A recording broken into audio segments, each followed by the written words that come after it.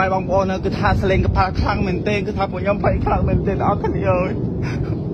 ôi trờiជួយthế đã tạo con chó phòng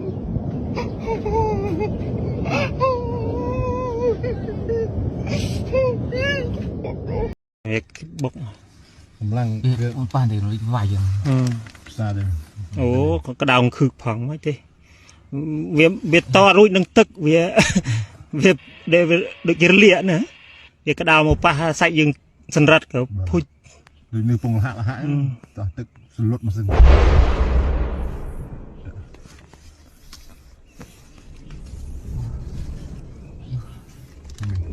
เรื่องซาเลยว่าช็อกไป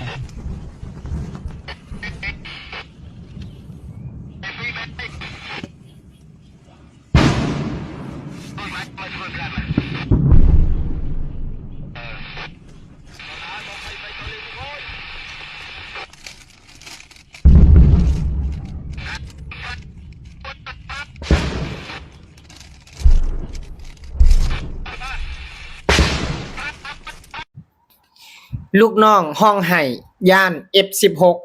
แต่เจ้านายเต้นลำวงอยู่ในบ้านสบายดีสวัสดีครับสวัสดี FC ทางฝั่งไทยแล้วก็ฝั่งลาวนะครับผมวันนี้ก็มาอยู่ในซ่องบ่าวลำเส้นเก่าเส้นเคยนะครับพี่น้องล่าสุดพี่น้องลุงน้องวุ้นเส้นนะครับห้องไห้ย่าน F16 ไทยนะครับผมเนาะห้องไห้อยู่นะครับอยู่ชายแดนนะครับแต่ว่าเจ้านายนะเต้นลำวงมวนซืนโอ้ยนะครับมันคือมาต่างกันแท้ล่ะนี่แหละครับผมเนาะความโง่พี่น้องเอ้ยความโง่นะครับเจ้านายสั่งให้มาตุยกับมาเห็นบ่ล่ะก็เป็นตาหนาสงสารนะครับเป็นตาหนาสงสารเพราะว่าอย่างคือบ่จักอย่างกระดอพี่น้องคือบ่ฮู้จักอย่างกระดอมันคือมาต่างกันแท้ล่ะระหว่างชีวิตทหารเขมรกับเจ้านายนะครับมันคือมาต่างกันแท้ล่ะ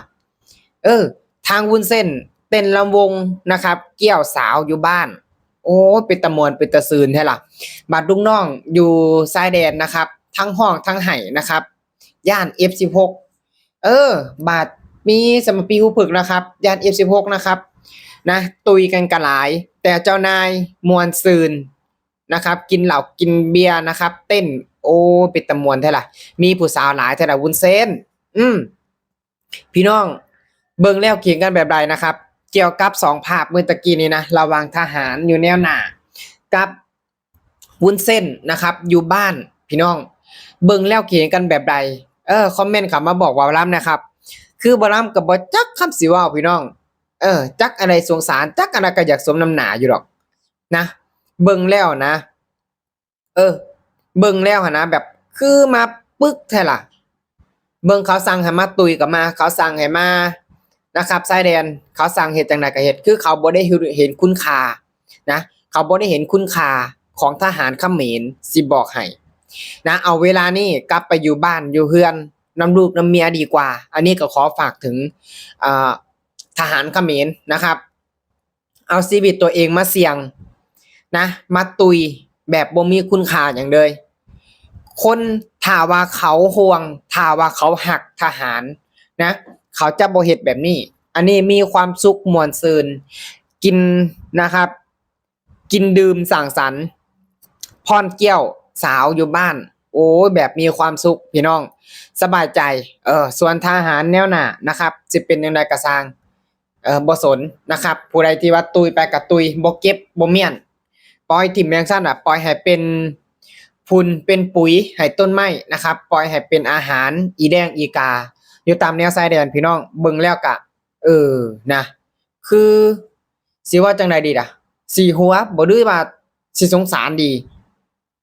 สิสมน้ำหน้าบ่ได้ว่าสิอีดูดีพี่น้องเบิ่งแน่ครับมันคือมาต่างกันแท้ล่ะระหว่างรัฐบาลไทยกับรัฐบาลเขมรนะรัฐบาลไทยบ่ได้อยู่บ่ได้เซานะครับผมเนาะแล่นไปเยี่ยมยามเนาะทางบ้านนายทหารนะครับผู้ที่พีชีพนะครับไปมอบเงินให้นะครับไปเรียนเรื่องให้รัฐบาลไทยแต่รัฐบาลเขมรลูกน้องตุยนะครับโอ้ยเจ้านายเต้นระวงกินดื่มสังสรรค์ มีผู้สาวเต็มบ้านเต็มเพื่อนอยู่พี่น้องเบิ่งลูกน้องก็หายอยู่ย่าน F16 ไทยเนาะย่าน F16 ไทยเฮ็ดไข่โลนใส่ย่านให้ทั้งห้องทั้งให้จักกันสิอัดคลิปจักกันใดสิหนีนะครับความย่านพี่น้องความย่าน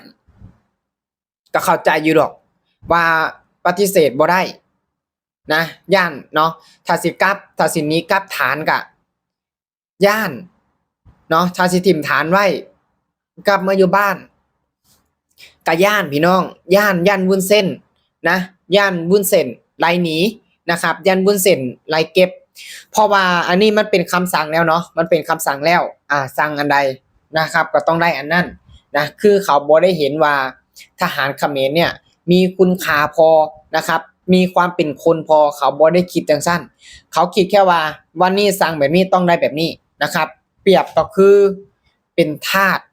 พี่น้องทหารเขมรเนี่ยเปรียบง่ายๆก็คือเป็นทาสเขาบ่ได้คิดแบบว่าหยังบุญคุณของทหารนะครับที่แบบรักษาอย่างนะรักษาอย่างรักษาอันนั้นน่ะประชาธิปไตยแบบคือจังทหารไทยนะครับคือทหารไทยเนี่ยนะครับต่อให้แบบพีซีฟตามแนวชายแดนนะครับที่ว่ามีการปะทะกันนะครับนั่นคือนะครับเป็นอย่างวีรบุรุษปกป้องชาติปกป้องประชาธิปไตยปกป้องพื้นแผ่นดินนะครับ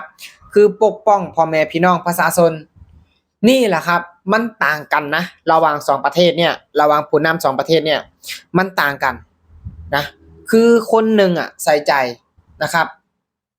ดูแลครอบครัวของผู้ที่